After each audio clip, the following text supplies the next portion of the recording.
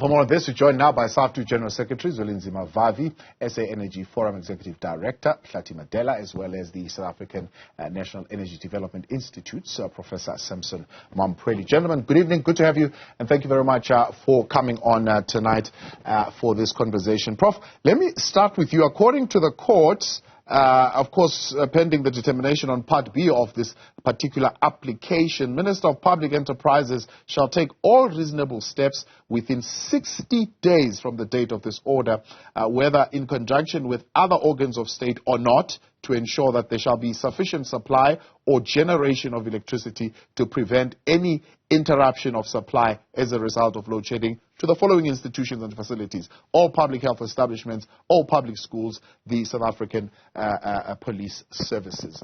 Within the state's electricity plan, can this be achieved in 60 days? Good evening to you, Thabo, and the fellow panelists, as well as the public. The ruling itself is not surprising. Some of these public institutions, especially the essential services institutions, should be exempted from load shedding.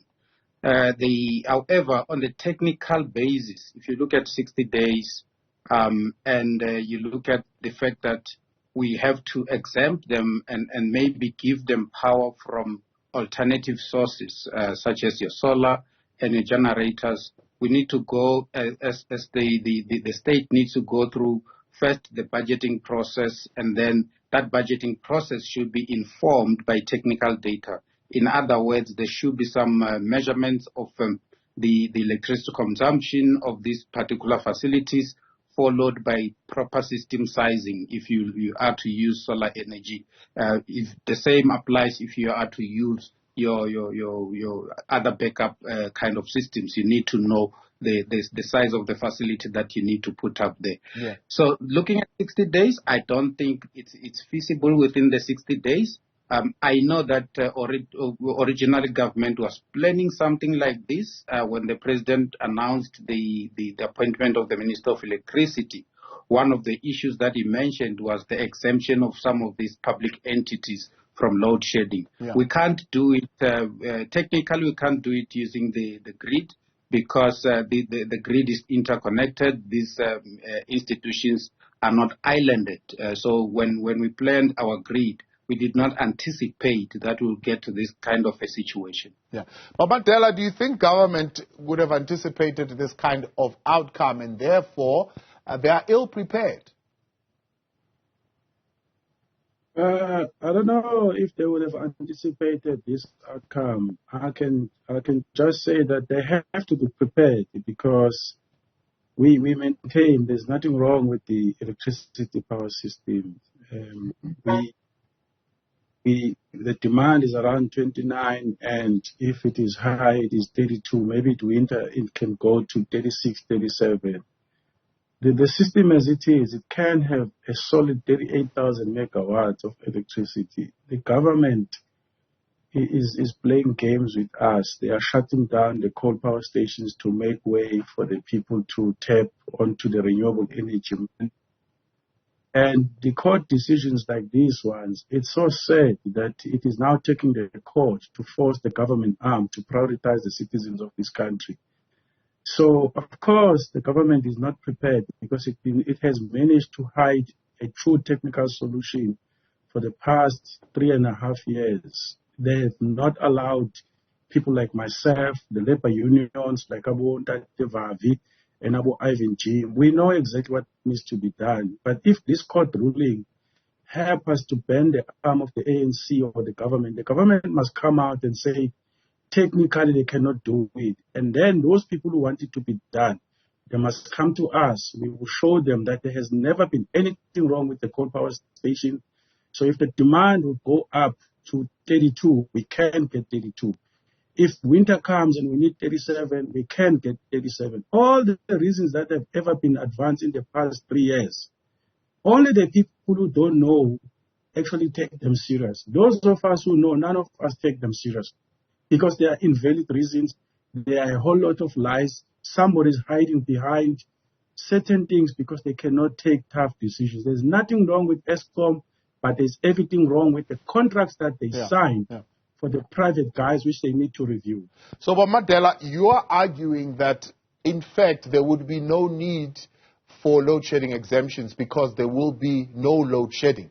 Essentially, that's what you're saying. And if government says we don't have the technical capacity to do so, they are lying, or maybe they really don't know what the technical capacity we have, and they must come to you. You'll be able to help them.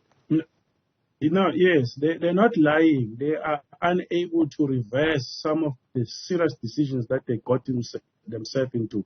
Let me give you an example. Let me ask you a question quickly, Tam. What did they tell you stage one is, or equivalence of in terms of megawatt? What do you understand as stage one load shedding?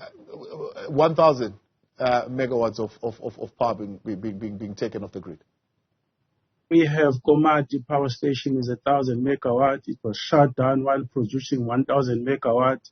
The only reason why it was shut down was because in order for the people to hook up the renewable wind, solar, and battery energy storage in Komati, the condition is first shut down this coal power station. Otherwise, you don't get your hands on that money. So tomorrow, this government can go and tell the people of Komati to bring it back to service. And then we have 270 from renewable wind, solar, and battery energy storage. And then we have 1,000 megawatts that was shut down. They need to go to the people who said, you guys can only connect this renewable wind and solar and battery provided you shut down this 1,000 megawatts. So we can be better off by stage one load shedding if this government will just stand up to the people who put the condition that you can only get the money if you shut down. Minister Ramaphosa says, as we speak right now, I'm being asked to shed 400 megawatts of Camden. That is 0.4 stage of load shedding, 0.4. But he's refusing to shut it down, and everybody else is putting pressure on him to shut it down. So they continue shutting down coal power station in order to make way for the private guys. That's what is happening. So we will tell the government that to say between the court ruling and the people of this country, please bring back Komati. Please don't close down Camden. Please tell us what are those technical, all those multiple breakages. Because some of them is just utterly rubbish and it's actually just hiding behind some technical terms for those people who don't understand. Let them come to us and tell us what are those technical problems. We'll tell them exactly what the people who fix those technical problems. Dr. Vavi, let's bring you into the conversation. I suppose at least what we know now is that the courts say this thing of load shedding, it seemingly, especially when it comes to those critical services, would be unconstitutional in a manner of speaking, and therefore putting pressure on this government to be able to respond. Is this as simple? I mean, when we hear from the minister the aerial view of some of the power stations that he had to visit, he says these problems are highly technical.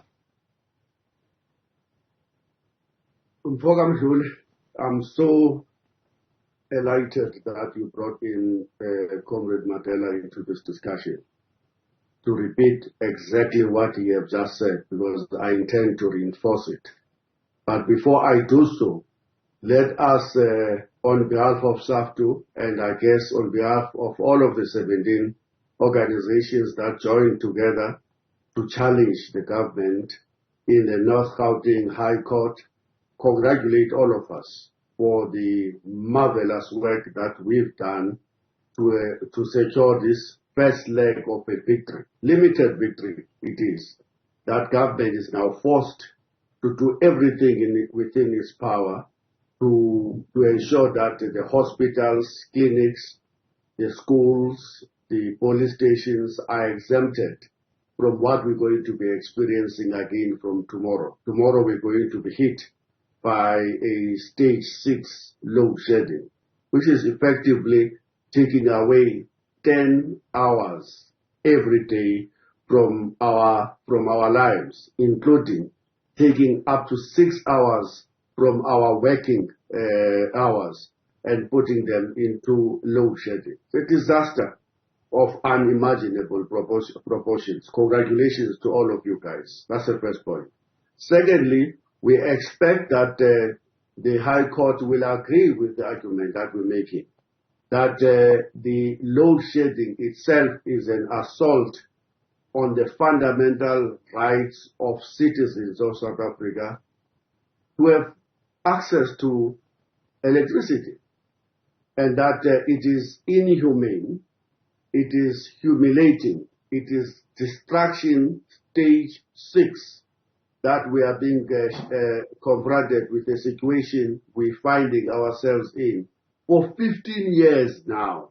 Somebody was saying, why did it have to take a court action for the government to be reminded of the constitutional responsibilities it has to the citizens of South Africa?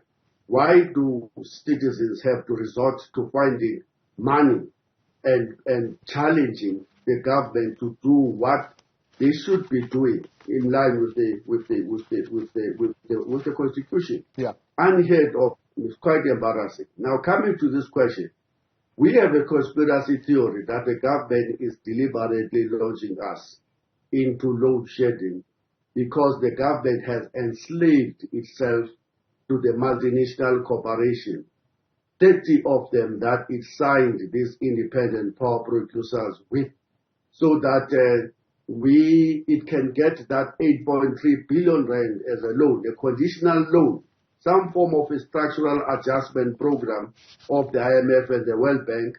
And in this particular instance, the superpowers of Europe and America are pointing a gun on the head of the government. I don't know whether they are not really willingly signing these documents as part of their total commitment to a private sector orientated solutions to every crisis facing humankind in our country. The independent power producers are here. They have been given 40 years contract, and they have been given guarantee that they must be profitable irrespective of the cost of their profit maximization to the lives and the economy of South Africa. They are now here. Government is now decommissioning power stations as it has done with Komati. Instead of servicing and maintaining it, they have closed it down, and they want to move to close the next one, so that eventually all power stations in Mpumalanga will be closed down, and the responsibility to provide renewables will be shifted to the shoulders of the multinational corporation who have no interest of South Africa at heart at all. We continue to insist in Saftu that Eskom must be the institution that must provide these essential services to our people and to the economy, not private capital, worst of all, that is coming from Europe. Back live with you tonight, and thanks for staying on. Saftu General Secretary Zwelinzima Vavi, as well as the Energy Forum Executive Director Hlathi Madela, and South African National Energy Development Institute's Professor Sampson Mamphweli, still with us. Prof, you were part of the team. I don't know if you're still part of the team that's advising a government on this particular matter. The courts are forcing government to do exactly what they've been telling you to do all along. You are decommissioning things that have no reason being decommissioned. I know one of the answers is that, well, these power stations no longer meet the legal requirement in terms of how a boiler plant should be emitting and so on and so forth, and this is why they are being forced to shut down. But they're saying you could easily maybe not get 1,000 megawatts out of it, maybe get 600 megawatts out of it, which would still be enough. Why shut it down? Yeah, thanks, Thabo, and thanks to the two colleagues. I feel a little bit cornered. Let me see if there's a way out. So the two colleagues are looking at it from the political point of view. I look at things from the technical point of view. And from the technical point of view, we have a plan, a country's plan, which is called the Integrated Resource Plan. And that plan is our social compact when it comes to the energy landscape, or how we deal with the electricity supply in the country, the decommissioning of coal power stations, has been worked into that particular plan. It gets approved by NEDLAC. It goes through a public participation process. This is not going to be sufficient time. No. Who prepared that integrated resource plan? Because people who prepared it, they are refusing to come out. Hold on, Madela. We'll get by faceless people. We'll get you to respond. Yes, Prof. Continue. Yeah. So I was saying the country's plan with the integrated resource plan. South Africa is a signatory to the Kyoto Protocol. We've got our emission targets.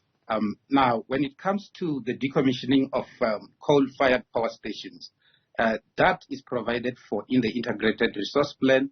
The plan is the custodian of the plan is the Minister of Mineral Resources and Energy. It's done through that particular department. As we speak, the Department of Mineral Resources and Energy is busy with the revision of the integrated resource plan, which will give us another plan going forward. Yeah. Now, so we can change that plan. Is that what you're saying? Is it possible to change that? Yes. The people who prepared that plan are refusing to come out.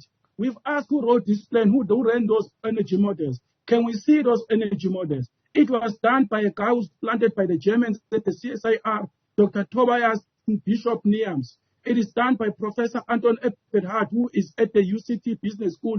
He has never been to a power station. He's never practiced as an engineer. The people inside the department are unable to come up with a plan like that. We have done modeling of these things. We've asked a very basic things. Show us the people who put this plan together. They've completely refused. Can he tell you who put this plan together? Who inside the department put this plan, Professor Mamphweli? There's nobody there. This was done by a German guy who's planted in this country. Germany's got a similar situation like South Africa. They have planted somebody at our Council for Industrial Research who put all of these fictitious energy models with the fudge factors and give them to the people who refuse to do their job at the department. Yeah. They've completely collapsed the energy planning department of Eskom. It is non-existent. The people of Eskom were promoting the closure of the coal power station. How do you sit at Eskom and promote a plan that seeks to destroy Eskom? Give us the people who put the plan. Don't talk about the plan because they've refused to tell us. Professor can you name a person who put that plan together? Prof, how is this plan put together? So the plan is run through a model that we call the Plexus model. Who ran that model? Can I be given a chance? Yeah, please. But Madela, give him an opportunity so that he can respond, yes? Yeah, so the plan is put together through, they run the Plexus model, and then it is based on the least cost technology. It also looks at the emission targets. It also looks at adequacy. Basically, it looks at whether imaging in this country. Hold on, Madela, hold on, yes? Yeah, it's going to be difficult for me to talk if somebody is coming in. I think we should be given a fair chance to speak. Having said that, so the plan also looks at emission targets. Now, if you look at the integrated resource plan, and which is where I want to agree with the two colleagues, because myself, I'm looking at factual content. If you look at the integrated resource plan, it says that the current coal fleet as it is should be operating at above 70% energy availability factor.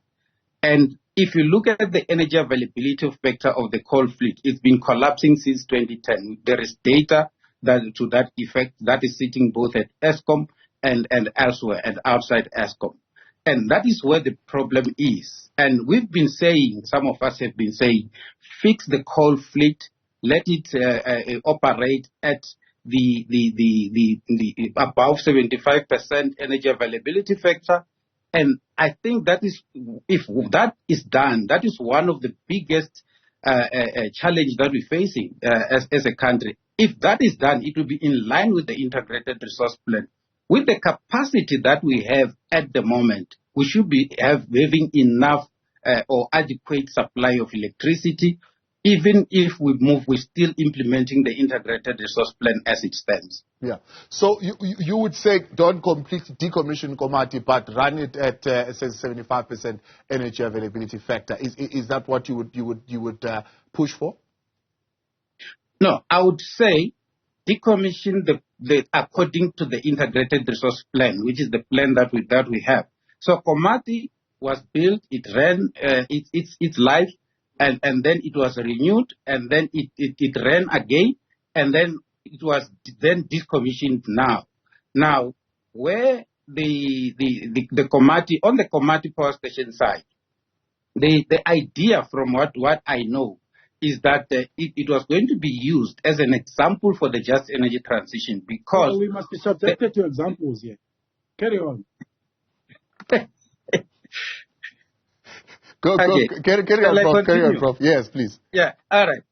So when you're going to have this long-term shutdown of power stations of this nature, you need to have an example that you can say, what do we do when we shut down these coal power stations? There is an economy within that community. Yeah. That is reliant on these power stations. Yeah. How do we ensure that there's continued economic activity in those particular areas? So that's where the example issue comes in. All right, to cut because we're going to run out of time, but very quickly, Prof, are capital markets putting pressure? When you sit around those tables and advisors to the president and the team at NECOM, are capital markets putting pressure on the country to say renewables because there's $8.3 billion US?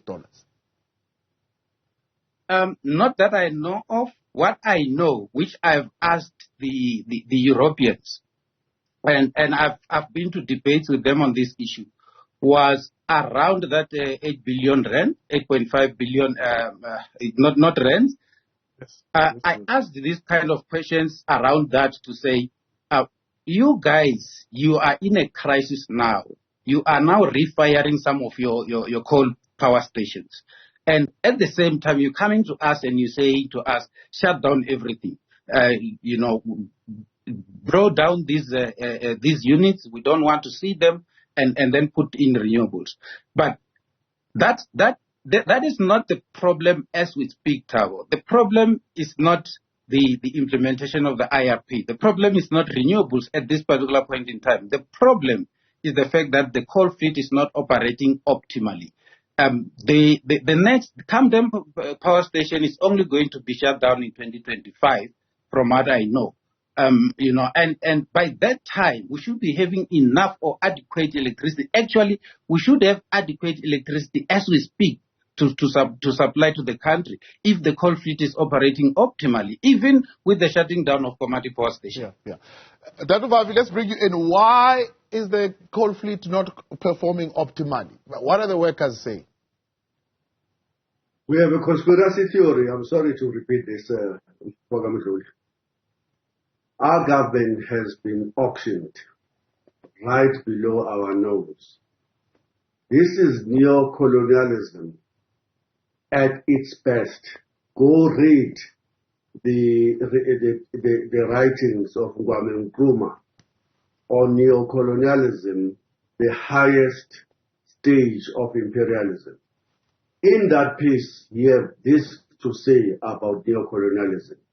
He says that neo-colonialist control is exercised through economic and monetary means. End of quote. We are right there.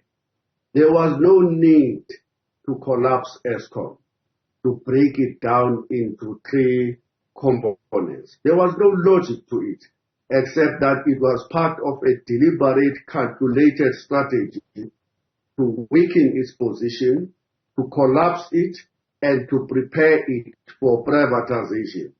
There was no need to bring in this massive number of independent power producers from Europe and giving them guarantees of profit, even at the expense of the economy of South Africa.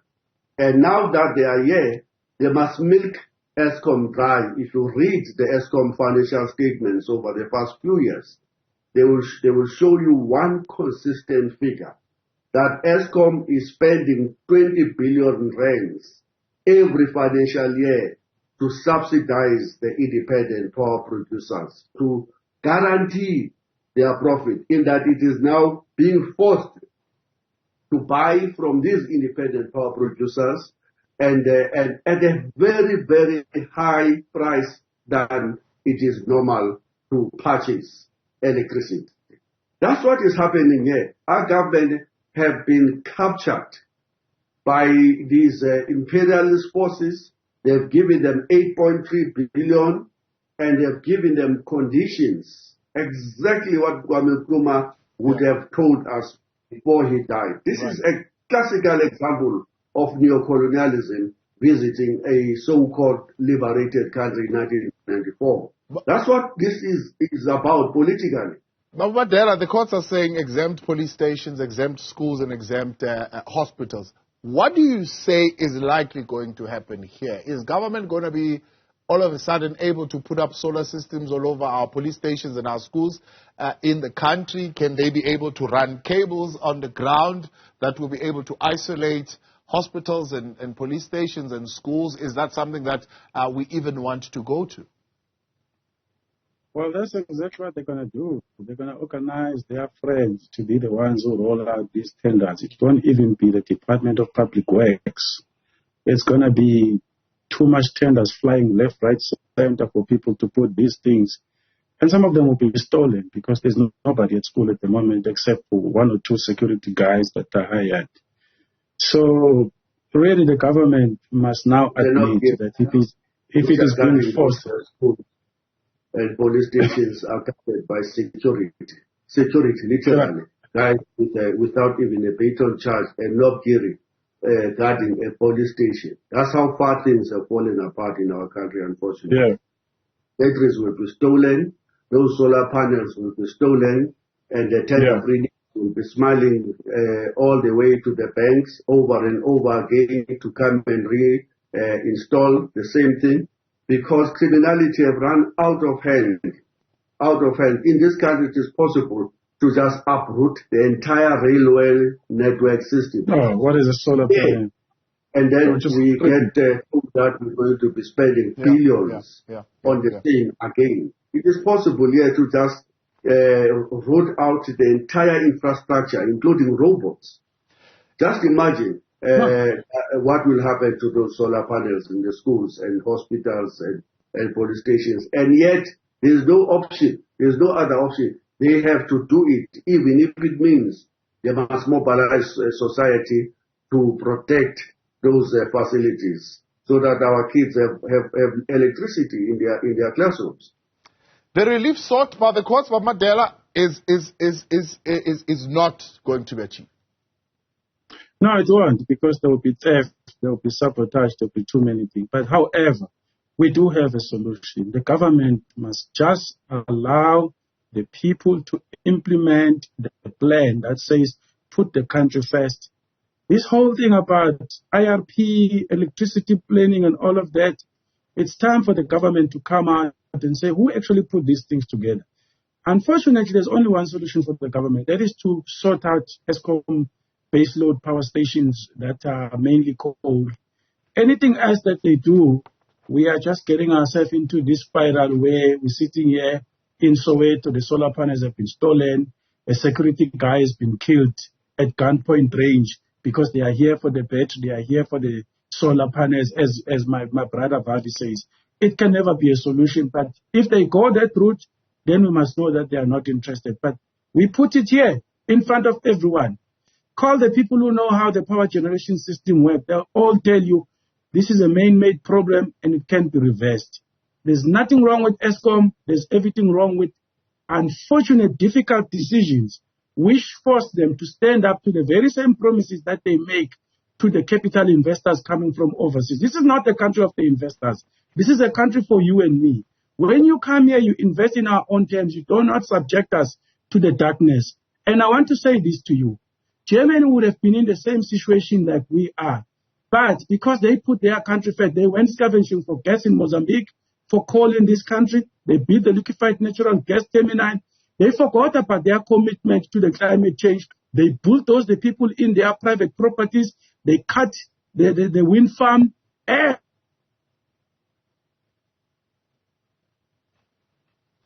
Oh, come on. We seem to have lost Bob Madela. They're right at that particular point, unfortunately. They arrested these NGOs. Yeah, unfortunately, because of that connection there. We'll have to leave it there. Much appreciated. Babu Vavi, Prof. Mamphweli, and Bob Madela, thank you very much for coming on. That was General Secretary of Saftu there, Zwelinzima Vavi, Energy Forum Executive Director Hlathi Madela, as well as the South African National Energy Development Institute's Professor Sampson Mamphweli.